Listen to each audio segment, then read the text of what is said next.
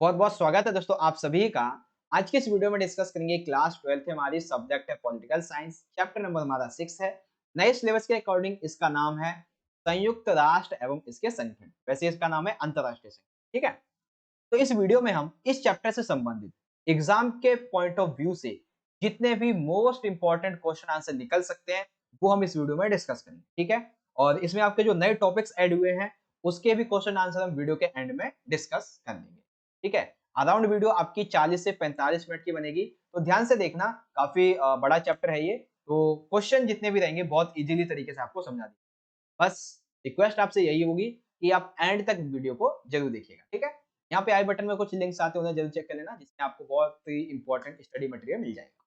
शुरुआत करते हैं। सबसे पहले एक छोटा सा क्वेश्चन ये बनेगा, संयुक्त राष्ट्र संघ के विकास पर नोट, यानी कि इसकी स्थापना कैसे हुई इसको समझाना, ठीक है। या फिर ऐसे पूछ लेगा कि संयुक्त राष्ट्र संघ की जो पृष्ठभूमि है इसे समझाएं। तो शुरुआत होती है कहानी की, जब प्रथम वर्ल्ड वॉर चल रहा होता है 14 से 18 के बीच। जब ये प्रथम वर्ल्ड वॉर खत्म हो जाता है तब अंतरराष्ट्रीय स्तर पर देशों को लगता है कि हमें ऐसे युद्धों से बचने के लिए, से रोकने के लिए किसी एक संगठन की स्थापना करनी होगी। तब वो लीग ऑफ नेशंस की स्थापना करते हैं, यानी कि राष्ट्र संघ की। 1929 में इसका जन्म होता है, यानी कि इसकी स्थापना कर देते हैं।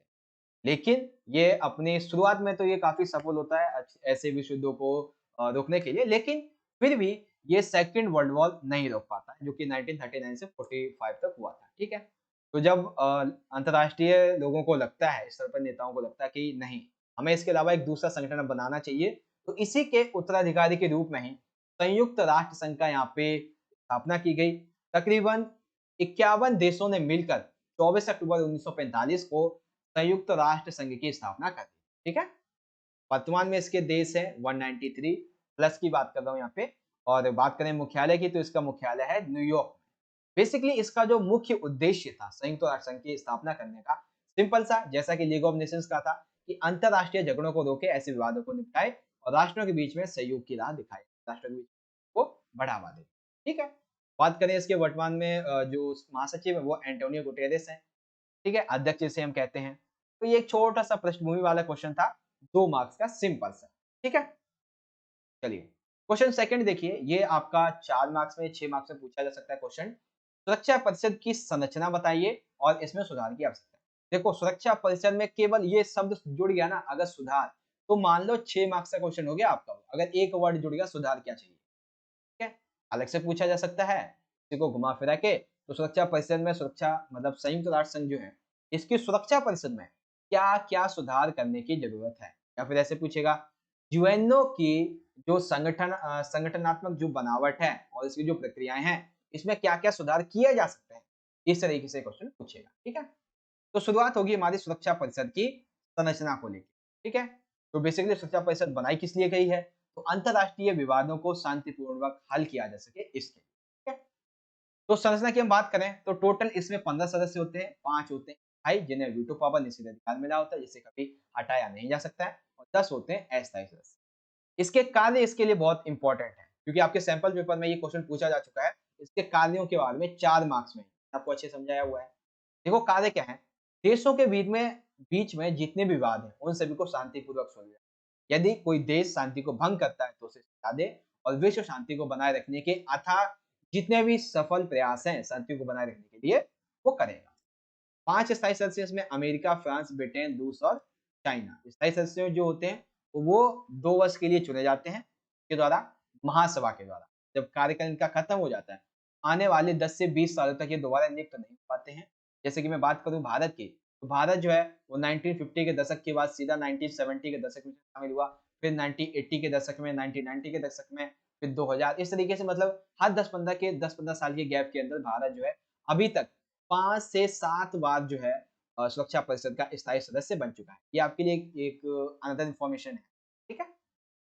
निषेध अधिकार, यानी कि इस संरचना में आप लिख दोगे इसके निषेध अधिकार के बारे में कि 5 स्थायी सदस्यों को निषेध अधिकार प्राप्त है, जिसे हम वीटो की पावर कहते हैं। यानी कि मान लेते हैं इसमें क्या होगा कि ये जो टोटल 4 व्यक्ति हैं, 5 में से 4 व्यक्ति ये चाहते हैं कि ये जो कानून है वो बन जाए। अगर इस एक बंदे ने वीटो पावर का उपयोग कर लिया, तो ये इतना शक्तिशाली है, इन चारों के निर्णयों को निरस्त कर देगा, है ना? तो ये बेसिकली क्या है, सिंपल सा संरचना हमने जानी है अभी तक कि 15 सदस्य होते हैं, इसका कार्य क्या है, 10 स्थायी सदस्य, इसके अब इसमें जो सुधार करने की आवश्यकता है, उसे समझिए। तो सबसे पहले इसमें सुधार की आवश्यकता है इसके सदस्य संख्या में वृद्धि। तो जब 1945 में जब 51 देशों के द्वारा ये संगठन स्थापित होता है, तब से लेके अभी तक इसमें 193 देश टोटल सम्मिलित हो चुके हैं इसकी महासभा में जो कि लेकिन सुरक्षा परिषद में उस समय भी 5 स्थायी और 10 अस्थायी हुआ करते थे और वर्तमान में भी यही प्रक्रिया चल रही है। तो ऐसे में जो स्थायी सदस्य हैं उनकी संख्या बढ़ाओ और अस्थायी सदस्यों की संख्या बढ़ानी होगी। दूसरा, संयुक्त राष्ट्र संघ की जो आम सभा है इसमें सभा में ज्यादातर विकासशील सदस्य देश दैट मीन्स महासभा में बेसिकली कौन से देश शामिल है जो विकासशील है, विकास की पथ पर जो है, क्योंकि विकसित देश कुछ ही है, 10-15 ही देश विकसित है, बाकी विकासशील है। तो इस कारण सुरक्षा परिषद का जो फैसले हैं उसमें उनकी भी सुनी जानी चाहिए। तो इसीलिए इनकी सदस्य संख्या में वृद्धि करो या फिर कोई ऐसा उपाय सोचो, उपाय बनाओ जिससे कि सुरक्षा परिषद के मामलों को ये भी प्रभावित कर सके, क्योंकि केवल इन्हीं 5 देशों के जो निर्णय हैं, वो पूरे वर्ल्ड पे थोपे जाते हैं सुरक्षा के मामले में, ठीक है ना? तो ये कहा जाता है विकासशील देश ज़्यादातर महासभा में उपस्थित हैं। तो ऐसे में इन देशों के लिए भी सुरक्षा परिषद के मामले में जो भी निर्णय लिए जाते हैं देश के लिए, उनमें इनको भी जो है भाग लेने दिया जाना चाहिए। दूसरा है असमान प्रतिनिधित्व, क्योंकि देखो टोटल 5 जो स्थायी सदस्य हैं, उसमें से एक अमेरिकी महाद्वीप से अमेरिका है, यूरोपीय महाद्वीप से 3 देश हैं फ्रांस, ब्रिटेन और रूस और एशिया से केवल 1 चीन है। वहीं दूसरी ओर अफ्रीका, ऑस्ट्रेलिया यहाँ से कोई भी प्रतिनिधित्व नहीं दिया गया है। पूरे महाद्वीप से ही कोई नहीं आया है, देश तो छोड़ो, ग्रुप तो छोड़ो ही, महाद्वीप से कोई नहीं आया। वहीं पर यहाँ पे कुछ अन्य प्रबल इसके दावेदार भी हैं, जैसे कि जापान है, भारत है, जर्मनी है, ब्राजील है। ये सभी सुरक्षा परिषद की स्थायी सदस्यता के जो मानदंड सुझाए गए, आगे मैं आपको बताऊंगा भारत के संबंध में मानदंडों, जो मानदंड सुझाए गए हैं उन पे जापान, भारत, जर्मनी, ब्राजील ये खरे उतरते हैं। इस आधार पे इन्हें जो है सुरक्षा परिषद में सदस्यता मिलनी चाहिए, लेकिन नहीं मिल पाती है। इसका कारण क्या है? इसका कारण ये है निषेध अधिकार। बेसिकली स्थायी सदस्यों को एक खास वीटो शक्ति मिली है, जिसके उपयोग मात्र से 4 व्यक्ति यदि किसी कानून पे राजी हैं, तो 1 व्यक्ति उसको है निरस्त कर सकता है, इतना पावर होता है। तो यदि सुरक्षा परिषद में कुछ सुधार करने हैं, तो सबसे पहले तो क्या करना होगा कि सदस्य संख्या में बढ़ोतरी करनी होगी। जो विकासशील सदस्य देश है, सुरक्षा के मामले में उनके फैसले को सुना जाएगा और असमान जो प्रतिनिधित्व है, उसकी भी बात यहाँ पे होगी और निषेध अधिकार जो है वो यहाँ पे खत्म किया जाएगा और देशों में विभिन्न महाद्वीपों पर जो सदस्य हैं उनको यहाँ पे शामिल किया जाएगा। ठीक है, साथ ही साथ वीटो पावर के यहाँ पे संबंध में एक चीज और आ जाती है कि लगभग आज तक वर्तमान में 250 बार वीटो पावर का उपयोग हो चुका है, जिसमें से मात्र जो रूस है उसने 122 बार, यानी कि जितनी बार हो चुका है उसमें से मात्र केवल और केवल एक ही देश रूस ने मतलब मान लेते हैं कि आधा यानी कि 125 बार वीटो का उपयोग कर लिया। इसलिए वीटो भी जो है एक अ, यहाँ पे सुरक्षा का मतलब सुधार का यहाँ पे एक कड़ी बन जाती है। ठीक है, तो यहाँ पे आपको समझ में आ गया, यही मुख्य सुधार है। सदस्य संख्या में वृद्धि करो, असमान प्रतिनिधित्व को खत्म करो और वीटो जो निषेध अधिकार है उसको भी खत्म करो। यही कुछ यहाँ पे सुधार की आवश्यकता है। तो यही छोटा सा क्वेश्चन का आंसर लिखना है आपको अपने इस क्वेश्चन के आंसर। ठीक है, संरचना कैसी है ये लिखोगे और सुधार की कौन कौन सी आवश्यकता है ये लिखोगे। ठीक है, कोई भी अगर क्वेश्चन डाउट हो आपका तो मैं आपको इंस्टाग्राम पे मिल जाऊंगा, मैसेज कर लेना। वीडियो अच्छी लगी तो लाइक शेयर जरूर करना। ठीक है, सब्सक्राइब भी कर लीजिए। अब देखिए आगे जो है वो काफी बड़े क्वेश्चन हो जाते हैं सुरक्षा परिषद के बारे में। बेसिकली एक चीज और आपको कंफर्म कर देता हूँ, ये जो यूएनओ का आपका चैप्टर है ना, मेनली इसका 50% जो हिस्सा है वो पूरे का पूरा कवर करता है सुरक्षा परिषद। ठीक है, अभी हमने देखा कि सुरक्षा परिषद के संबंध में इसमें सुधार की आवश्यकता क्या है। अब देखो, यदि किसी देश को सुरक्षा परिषद की स्थायी सदस्यता प्राप्त करनी है या सदस्यता प्राप्त करनी है, तो उसके लिए कौन कौन से मानदंड सुझाए गए। ठीक है, साथ ही सुरक्षा परिषद की सदस्यता प्राप्त करने पर मानदंड जो बताए गए उनपे भारत खरा उतरता है, यानी कि भारत जो है वो स्थायी सदस्यता प्राप्त करने के लिए सही है मानदंडों पर, ये बताना है। और ये भी बताना है कि सुरक्षा परिषद की स्थायी सदस्यता भारत भारत को क्यों प्राप्त नहीं हो पाती, उसके क्या कारण है, ये भी हमें समझा। तो सुरक्षा परिषद की स्थायी सदस्यता के बारे में इसके मानदंड मानदंड और भारत की स्थिति और स्थिति अच्छी होने के बावजूद भी क्यों प्राप्त नहीं हो पाते हैं, ये क्वेश्चन बन सकते हैं। 4-4 मार्क्स में ये क्वेश्चन आपके बन जाएंगे, तीनों ही अलग अलग से। ठीक है ना, तो ध्यान से समझना, हर एक क्वेश्चन को एक एक पेज में आपको समझाना। तो सबसे पहले सुरक्षा स्थायी सुरक्षा प्राप्त करने के मानदंड। तो इस ओर सबसे पहले 1997 जनवरी में संयुक्त राष्ट्र संघ के महासचिव थे कोफी अन्नान। इनके द्वारा एक कदम उठाया गया और ये कहा गया कि जितने भी नए स्थायी या फिर अस्थायी सदस्य रहेंगे, उनके लिए कुछ मानदंड सुझाए। वो मानदंड कुछ इस तरीके थे। सबसे पहली, एक तो बहुत ही बड़ी आर्थिक ताकत होनी चाहिए, उसके पास एक बड़ी सैन्य ताकत होनी चाहिए, आबादी के लिहाज से बहुत बड़ा देश होना चाहिए, यूएनओ में बजट में काफ़ी ज़्यादा उसका योगदान बेसिकली यहाँ पे होना चाहिए। ठीक है, चौथा हो गया, ऐसा देश लोकतंत्र में और मानवाधिकारों का सम्मान करता हो। ये देश बेसिकली भूगोल के संबंध में, अर्थव्यवस्था के संबंध में, संस्कृति के संबंध में विश्व के स्तर पर किसी स्थान को या फिर किसी विविधता की नुमाइंदगी करता हो जहाँ पे विविधता बहुत ज़्यादा। ठीक है?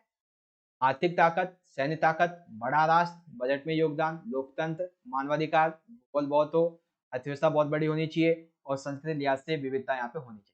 तो ये क्या थे? ये मानदंड थे। अब इन मानदंडों पर जो भारत है वो कैसे खरा उतरता है, यानी कि भारत के संबंध में भारत इन सभी मानदंडों से परिपूर्ण है। कैसे कहेंगे? तो सबसे पहला देखो लोकतंत्र। तो 1947 में भारत की जब आज़ादी होती है तो उसके पश्चात भारत जो है वो विश्व का सबसे बड़ा लोकतांत्रिक देश माना जाता है।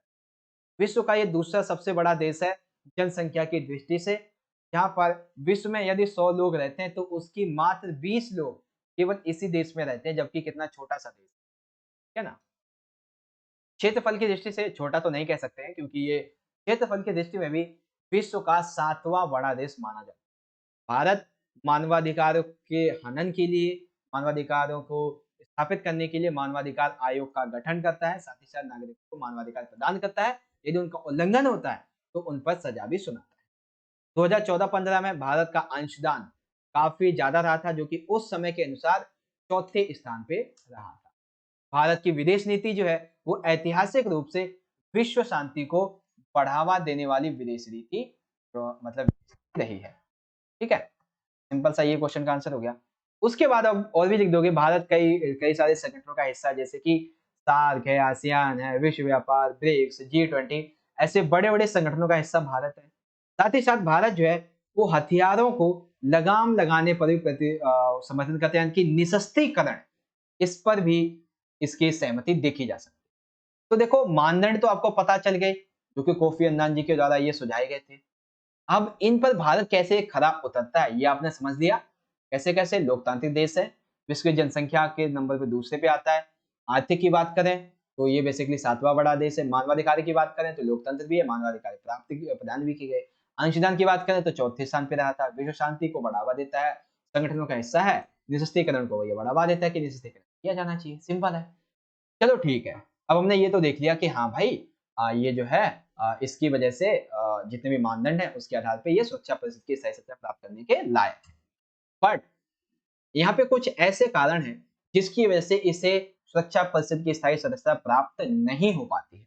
तो वो कौन से कारण है भाई?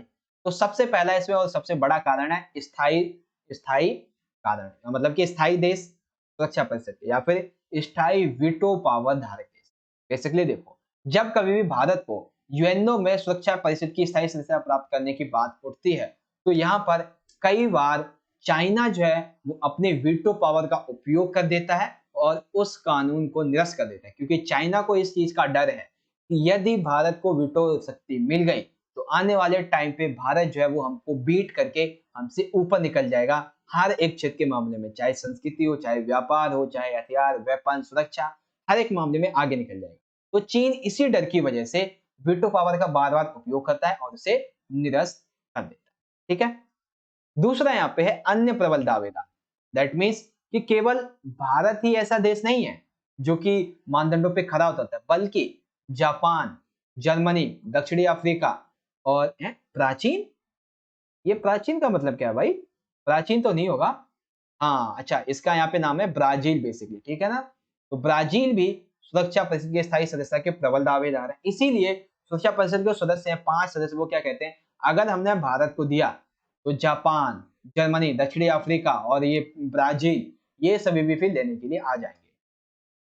ठीक है, पहला हो गया, दूसरा हो गया। तीसरा है परमाणु परीक्षण। बेसिकली भारत पर जितने भी सुरक्षा परिषद के सदस्य हैं वो ये आरोप लगाते हैं कि इसने 1998 में विश्व शांति को विश्व शांति को खतरा पैदा किया है इसने अपना परमाणु परीक्षण करके। साथ ही साथ भारत के पड़ोसी देशों के साथ संबंध भी मायने रखते हैं। भारत का अपने पड़ोसी देशों के साथ संबंध जो है वो काफी खटासपूर्ण है। इसीलिए कुछ बुद्धिजीवियों का ये कहना है कि यदि भारत को सुरक्षा परिषद के हम स्थायी सदस्यता प्राप्त करवा देते हैं, स्थायी सदस्यता दे देते हैं, तो यह अपने पड़ोसी देश फॉर एग्जाम्पल पाकिस्तान इस पर एक बुरा प्रभाव छोड़ सकता है, इसीलिए इसे प्राप्त सदस्यता जो नहीं मिली। ठीक है, तो पहला वीटो पावर धारक देश है, अन्य इसके प्रबल दावेदार हैं, परमाणु परीक्षण किया इसका ये आरोप है, और चौथा है भारत के पड़ोसी देशों के साथ संबंध काफी सही नहीं है। ठीक है, ये आप समझ गए। तो इसी तरीके से भारत की पहले तो मानदंड आपने समझ लिए कि यदि स्थायी सदस्य या फिर अस्थायी सदस्य बनना है तो उसके लिए इन मानदंडों पर खरा उतरना पड़ेगा। ठीक है, फिर इन मानदंडों पर भारत किस तरीके से खरा उतरता है, भारत के संबंध में ये क्वालिटी सभी एक्यूरेट है, सही है, ये हमने देख लिया। फिर उसके बाद स्थायी सदस्य प्राप्त ना कर पाने के क्या क्या कारण है, ये सभी हमने यहाँ पे डिस्कस कर लिए। आई होप आपको ये चीज समझ में आ गई होंगी। चलिए आगे बढ़ते हैं अगले क्वेश्चन की तरफ। अगला क्वेश्चन है संयुक्त राष्ट्र संघ का मूल्यांकन कीजिए, या फिर ये पूछा जा सकता है कि संयुक्त राष्ट्र संघ की सफलताएं क्या रही हैं, ये बताइए। ठीक है, तो पहला प्रश्न क्या बनेगा अगला हमारा कि संयुक्त राष्ट्र संघ का मूल्यांकन कीजिए अथवा संयुक्त राष्ट्र संघ की सफलताओं को लिखिए। चलिए शुरू करते हैं। तो सबसे पहला संयुक्त राष्ट्र संघ जो है वो एक वाद विवाद का एक वैश्विक मंच है। ये एक ऐसा वैश्विक मंच है जहां पर विभिन्न देश के नेता अपनी बात कहने पर विभिन्न वैश्विक स्तर पर जो मुद्दे उठते हैं, जो वाद विवाद उठते हैं, उन सभी पर सभी को विवाद, वाद, बहस इन सभी का अधिकार होता है। दूसरा शांति स्थापना। तो विश्व के कई ऐसे देश जैसे कि अफगानिस्तान, कुवैत, आपको प्रथम खाड़ी युद्ध के बारे में पता होगा, सोमालिया, ऐसे देशों में ये जो यूएनओ था इसने अपनी सेना भेजकर शांति बनाने की माहौल की कोशिश की। इसी तरीके से शीत युद्ध के दौरान इसने कई ऐसे संगठनों का निदान किया जिससे संपूर्ण विश्व को खतरा पैदा हो जाता है। जैसे कि यदि क्यूबा मिसाइल संकट जो था, आपको अगर शीत युद्ध के बारे में पता होगा, यदि क्यूबा मिसाइल संकट के दौरान यूएसए और यूएसएसआर ये दोनों आमने सामने तो थे ही, अगर थोड़ी सी एक मिसाइल इधर उधर हो जाती तो पक्का वर्ल्ड वॉर ऐसा होता, वर्ल्ड वॉर 3 ऐसा होता 1961 या 62 में, जो याद रखने वाला होता बहुत ही ज्यादा। ठीक है, तो इसीलिए ये शांति स्थापना करने के लिए बहुत इंपॉर्टेंट है। साथ ही साथ साम्राज्यवाद की स्थापना, दैट मीन्स साम्राज्यवाद की समाप्ति करना। बेसिकली देखो कई देश ऐसे थे जो उपनिवेशवाद बने हुए थे, तो यूएनओ ने उनकी मदद की उपनिवेशवाद के चंगुल से निकालने के लिए। जैसे कि इंडोनेशिया को डचों के हाथों से स्वतंत्र करवाया, दक्षिणी अफ्रीका में रंग भेद की काले गोरी की जो नीति फैली थी उसे भी यूएनओ ने अपनी मध्यस्थता अपने सहयोग के द्वारा ही उसे खत्म किया। तो वाद विवाद का एक वैश्विक मंच है, ये इसका मूल्यांकन है, ये इसकी सफलता है। शांति स्थापना विभिन्न देशों ने इसमें की है, साथ ही साथ साम्राज्यवाद की समाप्ति भी इसने विभिन्न देशों में की है। फिर ये है कि देशों की सामाजिक एवं आर्थिक स्थिति को संभालना, दैट मीन्स कई विभिन्न देशों में श्रमिकों की जो दशा है उसको सुधारने में, अनाज व दूध के उत्पादन बढ़ाने में, बीमारियों की रोकथाम, अकाल, भूकंप, बाढ़, सुनामी आदि जैसे विनाश की स्थितियों में संयुक्त राष्ट्र संघ ने बहुत से कार्यक्रम चलाए हैं, जिससे कि जो पिछड़े देश है, गरीब देश है, इनमें श्रमिकों की दशा, दूध के उत्पादन, सुनामी, बाढ़ आपदा जैसी संकट जो आते हैं, इनकी आर्थिक स्थिति को भी संभाला है भारत यूएनओ ने, और जो सामाजिक स्थिति है इसे भी संभाला है। सबसे आखिरी पर्यावरण संरक्षण। बेसिकली देखो भारत ने अपने संबंध में बहुत सारे पर्यावरण जो कानून वगैरह वो बनाए हैं, तो ऐसे ही यूएनओ जो था, ठीक है ना, यूएनओ, तो यूएनओ ने बेसिकली बहुत से वैश्विक स्तर पर पर्यावरण के संरक्षण के लिए कई कदम उठाए। जैसे कि यहाँ पे बात करते हैं पृथ्वी सम्मेलन की, तो 1992 में पृथ्वी सम्मेलन इसने बुलाया था। फिर एक रिपोर्ट UNFCCC इसकी रिपोर्ट आई थी, जिसके अकॉर्डिंग पर्यावरण के लिए सुरक्षा की सामूहिक जिम्मेदारियां, अलग अलग राज्यों की जिम्मेदारियों को सिद्धांत जो था उसे स्वीकारा गया। तो ये कुछ पॉइंट थे, इजीली आप इसे लिख दोगे, ठीक है ना। तो इसकी सफलताओं की बात कर लो, इसके मूल्यांकन की बात कर लो। वाद विवाद का वैश्विक मंच है, शांति स्थापना कर सकता है, साम्राज्यवाद की स्थापना की है, जितने भी छोटे देश है उनकी आर्थिक स्थिति सामाजिक स्थिति को संभाला है और पर्यावरण को संरक्षित किया है। ठीक है, अब इस संबंध में आगे आ जाता है हमारा अगला क्वेश्चन। बेसिकली ये क्वेश्चन बहुत ज्यादा इंपॉर्टेंट है 6 मार्क्स के पॉइंट ऑफ व्यू से। देखिए इस तरीके से पूछा जाएगा कि संयुक्त राष्ट्र संघ के अतिरिक्त कई अंतरराष्ट्रीय संस्थाएं एवं गैर सरकारी संगठन हैं जो निरंतर विश्व में अपना योगदान दे रही हैं, स्पष्ट कीजिए। दैट मीन्स कि आपको यूएनओ के डेस्पाइट, यूएनओ के अलावा अन्य जो अंतरराष्ट्रीय संस्थाएं संगठन है, गैर सरकारी संगठन है, इनके बारे में लिखना है। 6 मार्क्स का ये क्वेश्चन बनेगा आपका, तो 6 संगठनों के बारे में आपको लिखना पड़ेगा। सबसे पहला संगठन, वैसे तो पहले तो आप यही पॉइंट लिख दोगे आप कि संयुक्त राष्ट्र संघ के अतिरिक्त कई ऐसी संस्थाएं, गैर सरकारी संगठन हैं जो कि निरंतर अपने उद्देश्यों को पूर्ण करने में लगे। सबसे पहला IMF, अलग अलग से इनके लिए 2-2 मार्क्स के क्वेश्चन पूछे जा सकते हैं, इसलिए देखो यहाँ पे सिंपल सा छोटे छोटे पॉइंट पे बात करेंगे। IMF यानी कि अंतरराष्ट्रीय मुद्रा कोष, ये संगठन अंतरराष्ट्रीय स्तर पर वित्त व्यवस्था इसकी देखरेख करती है, साथ ही साथ वित्तीय एवं तकनीकी सहायता किसी देश को यदि चाहिए तो ये प्रोवाइड करवाती है। बट उससे पहले देखते हैं कि क्या वाकई में जो मदद मांग रहा है वो उसे मदद की सहायता चाहिए या फिर अपने स्वार्थ के लिए मांग रहा है।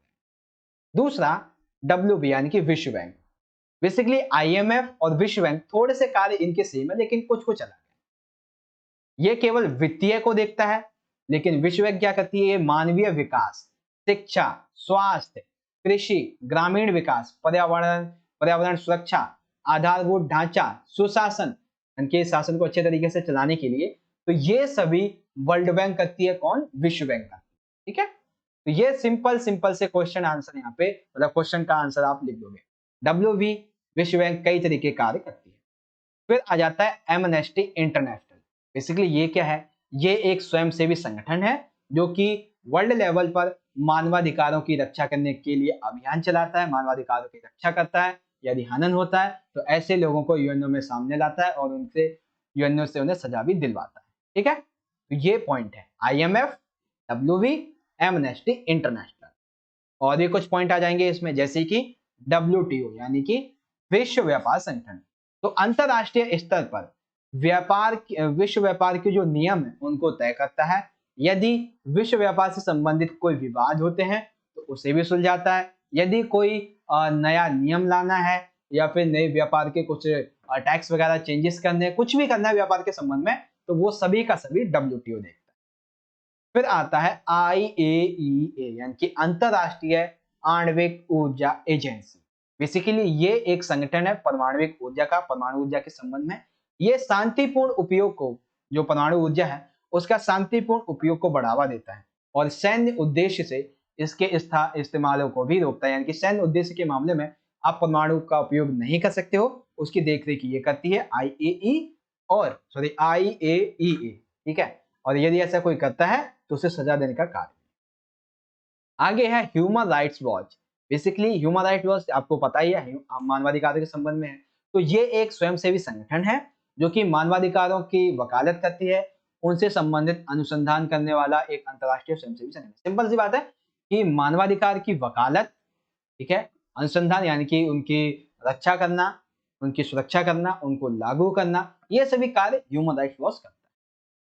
उसके बाद एक और है अंतरराष्ट्रीय रेड क्रॉस सोसाइटी। ये सोसाइटी क्या करती है, ये सोसाइटी बेसिकली युद्ध और आंतरिक हिंसा, देश के अंदर ये युद्ध जैसी स्थिति बन रही है, आंतरिक हिंसा जैसी स्थिति बन रही है और बन चुकी है, और जो पीड़ित हो चुके हैं, तो ऐसे में इसको रोकना भी और पीड़ितों की सहायता करना तथा सशस्त्र हिंसा पर रोक लगाने के नियमों को लागू करवाने का ये प्रयास करती है वर्ल्ड लेवल पे।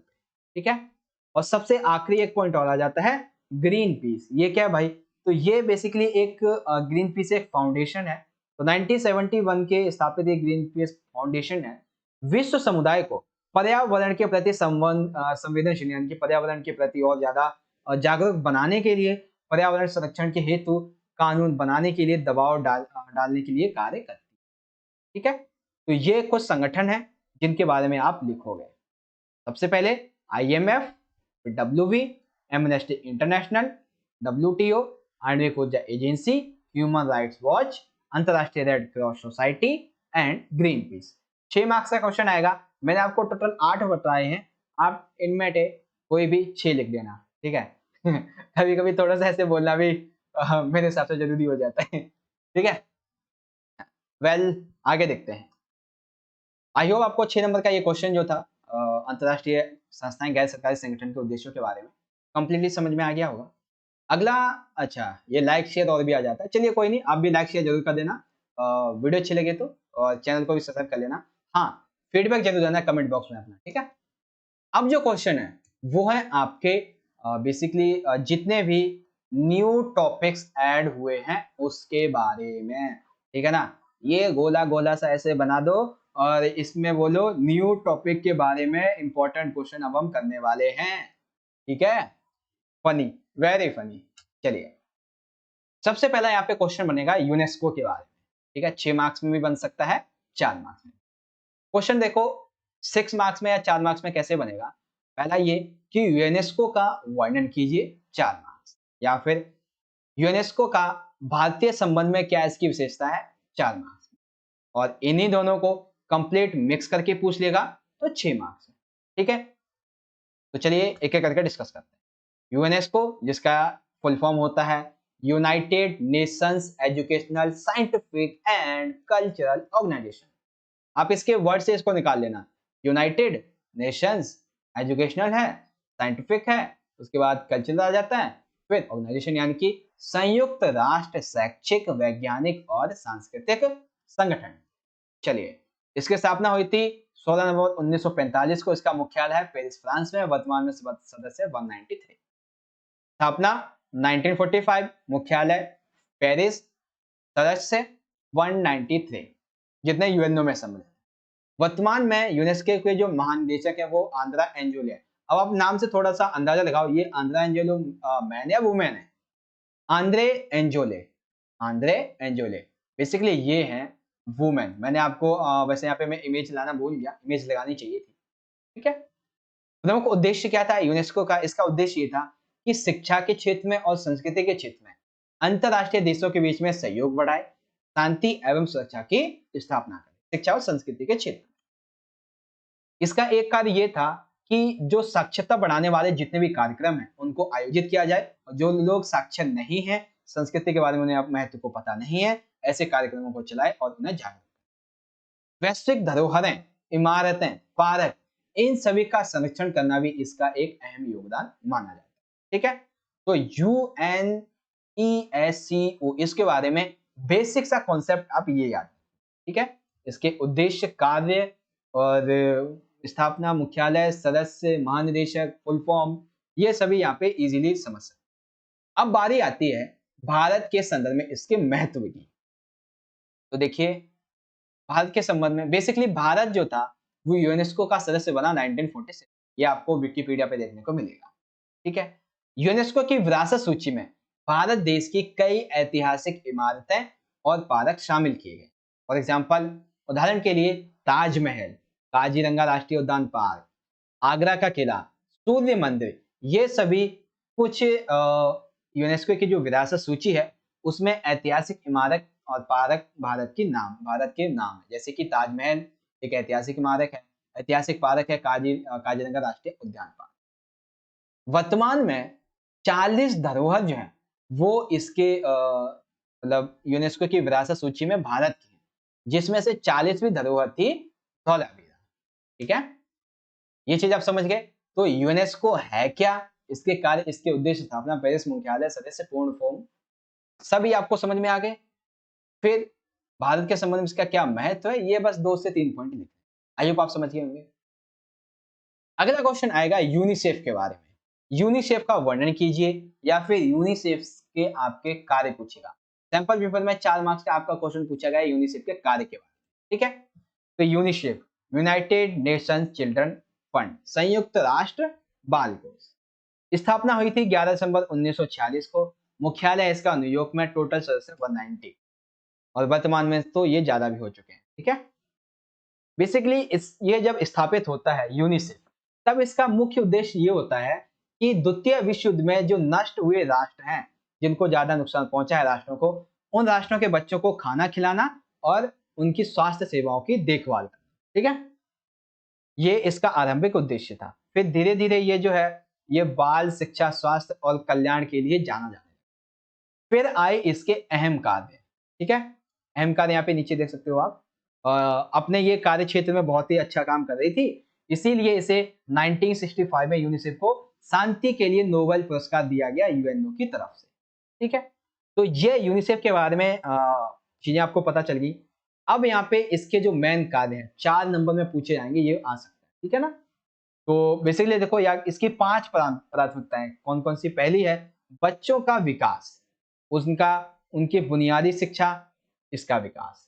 लिंग के आधार पर समानता लेके आना, बच्चों का हिंसा से बचाव करना, शोषण होने से बच्चों को बचाना, बाल श्रम का विरोध करना, HIV एड्स, ऐसे बच्चे जो हैं उनके अधिकारों को वैधानिक संघर्ष के लिए काम करती है ये संस्था। ठीक है, तो यूनिसेफ के बारे में ये सभी पॉइंट्स आप इजीली पढ़ भी सकते हो और आपको इजीली समझा भी दिया गया है। ठीक है, तो अराउंड यहाँ पे अगर हम देखें तो ऑलरेडी 31 मिनट 20 सेकेंड्स अराउंड हो चुके हैं हमारे। तो इस संबंध में एक क्वेश्चन हमारा और बच जाता है। ठीक है, तो यूनिसेफ आपको समझ में आ गया, कब स्थापना होती है, मुख्यालय कहाँ है, आरंभिक उद्देश्य क्या है और इसके अनेक कार्य कौन कौन से। अब एक आखिरी क्वेश्चन बच जाता है ILO के बारे में, इंटरनेशनल लेबर ऑर्गेनाइजेशन, यानी कि अंतरराष्ट्रीय श्रम संघ है ना। इसकी स्थापना होती है 1999 में। इसका मुख्यालय जिनेवा स्विट्जरलैंड में है। बात करें इसके उद्देश्य की, तो उद्देश्य ये है कि अंतरराष्ट्रीय स्तर पर जो श्रमिकों के अधिकार हैं इनको बढ़ावा दिया जाए, उनकी स्थिति को सुधारने के लिए सामाजिक न्याय वगैरह ये सभी बनाए रखे। ठीक है, विवाद वगैरह होते हैं तो उनको सुलझाना अंतरराष्ट्रीय स्तर पर इसी का कार्य है। वार्षिक आधार पर ये सभी जो है अंतरराष्ट्रीय श्रमिक सभा एक आयोजन करते हैं और ये सभा आम नीतियों को बनाने के लिए, कार्यक्रमों की योजना और बजट को निर्धारित करने के लिए जून के महीने में जिनेवा में ये बेसिकली क्या करते हैं, एक मीटिंग रखते हैं। इसके कई अपने कार्य होते हैं, जैसे कि यहाँ पे मैं आपसे बात करूं तो अंतरराष्ट्रीय श्रमिकों से संबंधित जो सम्मेलन है वो यही करवाती है। श्रमिकों के सम्मेलन के लिए उन्हें स्वीकार करना, उन्हें आयोजित करना पूर्ण रूप से सभी कार्य ये करती है। मजदूरों के मामले के बारे में सदस्य राज्य के साथ उसका कैसा व्यवहार रहेगा ये भी निर्धारित करती है। ये अंतरराष्ट्रीय जो श्रम संघ है इसके मुख्य निदेशक को चुनती है और अंतरराष्ट्रीय श्रमिक कार्यालय के लिए कार्यवाही की जिम्मेदारी के साथ जांच कमीशन की नियुक्ति भी करती है और इसके बारे में योजना भी बनाती है, फैसले भी लेती है। इस संबंध में इसको ये सभी अधिकार जो है प्राप्त हो जाते हैं। ठीक है, और 1969 में विश्व शांति के लिए इसे नोबेल पुरस्कार भी दिया गया।